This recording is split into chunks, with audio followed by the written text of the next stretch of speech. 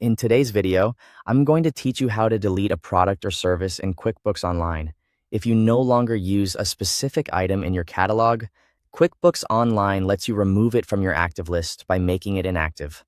This is helpful for keeping your products and services list clean, organized, and easier to manage, especially if you have older items you don't want showing up during daily work.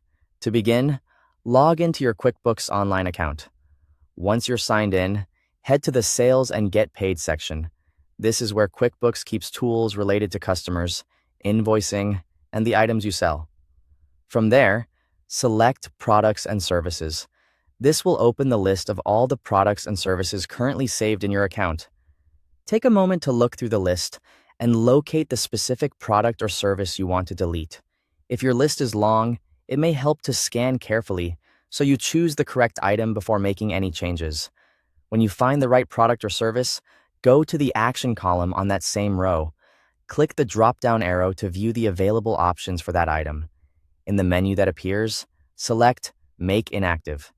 In QuickBooks Online, this is the option used instead of permanently deleting the item from the active list. After you select Make Inactive, QuickBooks will display a confirmation message. Review that message carefully so you understand what's about to happen. This is a good moment to double-check that you selected the correct product or service, since making an item inactive will remove it from your active list and keep it from being used going forward unless you restore it later. If everything looks correct, click Yes to confirm.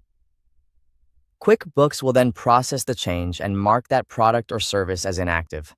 Once the update is complete, verify that the product or service no longer appears in your active products and services list.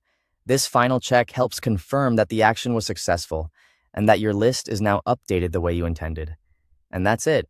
You've successfully deleted a product or service in QuickBooks Online by making it inactive. This is a simple but useful way to keep your account organized and reduce clutter in your item list. Thanks for watching.